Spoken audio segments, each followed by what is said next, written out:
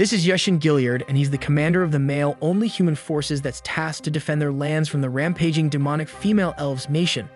Unfortunately for the humans, they find themselves constantly on the retreat as they are unable to defend their territory against the elves who want to turn them all into seed extraction slaves using their rice cakes. Regardless, to save his army from utter destruction while they retreat, Gilliard becomes the Chad every man wants to be as he decides to take on the entire army of girls by himself. However, his gallant efforts to save his bros end in him getting captured by the elves with a single net, as there were too many for him to battle alone. It's then revealed that Gilliard is actually pretty famous amongst the elves, due to him previously being the only man to defeat their warrior chief in battle in a 1 versus 1. As such, the girls start surrounding a captured Gilliard, where they all randomly start salivating due to them being unable to resist Gilliard's aura, causing them all to crave his hidden horse. But before they could unleash the true wrath of his legendary nether dragon, Gilliard summoned some lightning through his sword in an attempt to escape. With Gilliard now using all of his might to attempt the escape, he ultimately fails as the elves around him start laughing at him, knowing that they used a special net made specifically for him. Nonetheless, the elves continued marching towards him, but then Gilliard noticed the closer they got to him, the more pieces of armor the elves unequipped and dropped on the ground, while each one looked super ready to jump and tame his horse. However, right before they fully close the gap between our boy and his net, Gilliard is able to somehow finally cut through the magic barrier by infusing his sword with even more power than before. As such, our boy breaks free and instantly takes the opportunity to charge towards the closest elf, as she's totally left unprotected without any armor. Now totally defenseless, the girl is left standing still, absolutely frozen, as no one expected our boy to ever break free from the magic barrier. Nevertheless, our Sigma male wastes no time, and upon closing the gap between him and the closest elf, he targets her heart to make sure it's a single finishing blow. Unfortunately, right as he's about to finish delivering the blow, something last second interfered by hitting his sword, causing him to totally miss whilst also cracking his sword in half. It's then revealed that the culprit behind the devastating blow to his sword came from some mystical elf archers arriving as reinforcements. Now that our boy's weapon has been rendered useless, and with more elves arriving, the girls forcibly command Gilliard to throw away his broken weapon as it's time for his warrior sausage to be manually inspected. Meanwhile, the first elf warrior our boy originally charged towards is left still shaking on the ground, and not because she was almost obliterated by Gilliard, but because she couldn't understand why a human tries so hard to resist the creamy papayas left in front of him. Regardless, as our boy gets recaptured by the sussy demonic elves, Gilliard starts smiling, knowing that he was able to buy enough time for the rest of his army to escape successfully from the battlefield. Shortly after, our Mega Chad finds himself finally awake after getting knocked unconscious, so the elves could transport him into a carriage without much of a fight. Inside the carriage, Gilliard learns that he has his own personal guard to make sure he has no chance of escaping this time, but the elf keeps insulting him.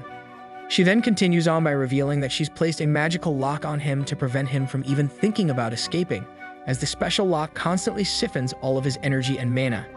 Eventually, without much energy, our boy passes out until he gets awoken by his guard, ordering him to not do anything funny while she's gone, as she has to go and make sure the new captives play nice.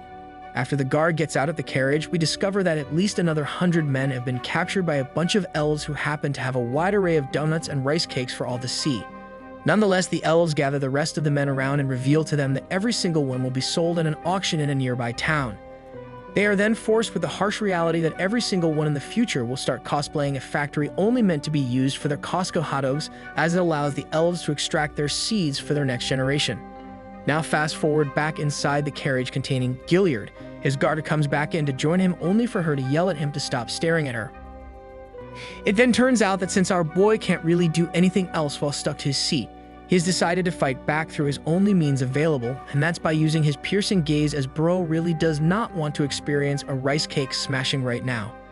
Luckily for Gilliard, his plan somehow works, as he's able to actually force the guard into leaving the carriage, but she starts pretending she's only leaving for a moment due to other duties she has to attend to. Now with his personal guard out of the equation for a few moments, our boy is finally alone again, giving him a chance to figure out how to escape, but he gets distracted as he hears other men crying outside. But since Gilliard has barely any time to waste before he gets sent closer to the capital city of the Elves, he decides to just brute force his way out of his predicament. However, even with all his energy he could muster spent up in one burst, he's unable to even make a single progress towards his freedom, as not a single chain budged from his efforts. Now that our boy knows he's basically screwed unless some kind of miracle happens, he transfers his gaze outside the window so he's able to confirm using the mountain range outside that they are indeed heading towards the capital of the Elves. We then learn from Gilliard that the only reason the Elves continue to invade their kingdom is because 80% of the Elves' population are all women, so to fix their ratio, they have to plunder the nation of Valuas in search for men. Regardless, as our boy continues to try his hardest to overpower the lock by using his overcharge skill, he reveals the fact that the Elves also divide each man into grades depending on how potent and strong their extracted seeds could be. And since he's a general of the kingdom, he knows he's doomed as he will get placed in the S-tier rank, making him one of the most sought banana trees on the planet. Suddenly, as he tries to listen on what's going on outside his carriage, his door swings wide open where he gets greeted by his crying personal guard and two other elves accompanying her looking super angry for no apparent reason. Initially, he thought he got caught sneaking a peek at his personal guard's undies due to his curiosity, getting the better of him earlier, so our boy prepares for the worst. However, it turns out that the two girls accompanying his personal guard, named Hana, are here to teach him a lesson for making Hana cry, so the first girl screams at him, telling him his banana tree plantation is about to get absolutely destroyed. As she transforms into her rice cake smashing form, she lets Gilliard know that all three of them will take turns to make sure his banana tree plantation will turn into a fully dried up banana tree. Luckily for our boy though, right before the first elf starts her relentless attack upon his banana tree plantation, the second elf stops her and tells her to wait as they realize Gilliard is a virgin banana tree. With the sudden revelation bestowed upon him, Gilliard wonders how the heck the red-haired elf knew, so he ends up asking her how she found out. The elf then turned around looking a little bit flustered, so she responds by telling him he can speak up if she's wrong since she was given some powers to be able to tell from a mile away. With Gilliard now forced to look down in defeat while saying nothing, the elf smiles as it confirms to her that he's actually superbly inexperienced even though he's the renowned general of the Eastern Front. Upon successfully learning that Gilliard has never popped a cherry blast cola before in his life, all the girls start jumping up and down in jubilation since they can now sell Gilliard for twice the market value. As such, the red-haired elf sternly reminds the other savages to make sure they don't even think about doing anything to our boy, as they don't want his price to crash to oblivion. And since Gilliard is the first man to defeat the warrior Chief Ardena in battle, his price will balloon even more once those interested find out he's up for auction. Nonetheless, they also figure if they want to do anything sussy with him, then they'll have to carefully remove the lock absorbing his powers so it gives Bro a chance to take them out, which they aren't willing to risk. As such, the girls end up leaving our boy alone and proceed to keep him locked inside his carriage, but since all of them were already ready to rumble up some banana tree plantations, they end up choosing someone else to release their frustrations. We then fast forward to when Gilliard falls asleep after giving up as he's got nothing else to do, but he ends up dreaming someone has come to save him. After getting smacked and scolded for sleeping, it dawns on him that he isn't even dreaming, as his aide, named Isana, has actually come through like the Clutch King to save him. It's then revealed that Isana has somehow found the key to his lock that's stopping him from activating his true powers, but Gilliard can only wonder how the heck he got away, as he was also taken in as prisoner. Without going into further detail, Isana tells our boy he has his ways since he's apparently comparatively more handsome than him, so all he needed to do was make an elf drop the soap. After successfully unlocking the commander with his stolen keys, Isana winks at our boy as he continues teasing him about how Gilliard can't even talk to a woman by himself. Although Gilliard has no skills in regards to girls, he's able to make Isana shut up after reminding him about how he ran away as soon as his first battle went underway.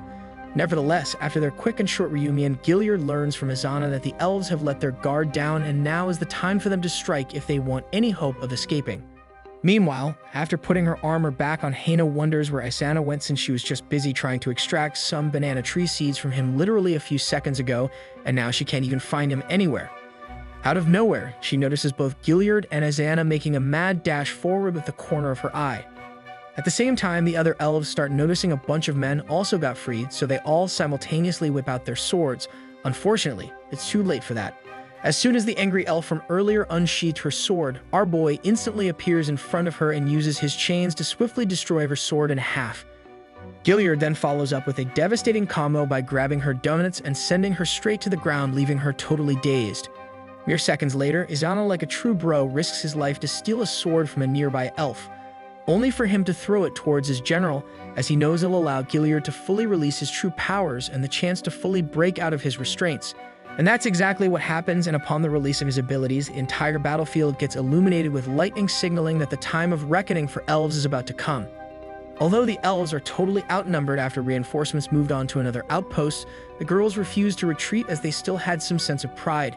Instead, they decided to focus all their firepower towards our boy. It's a smart move to make since the rest of the humans will stand no chance against the elves if Gilead falls. However, our boy is ready to complete his business as he starts channeling his wind breathing technique. After quickly powering up for a few seconds, he squats down and places his fist on the ground, allowing for lightning to course through his body and into the earth. And within a blink of an eye, he's able to land a chain lightning attack which allows him to instantly down multiple elves.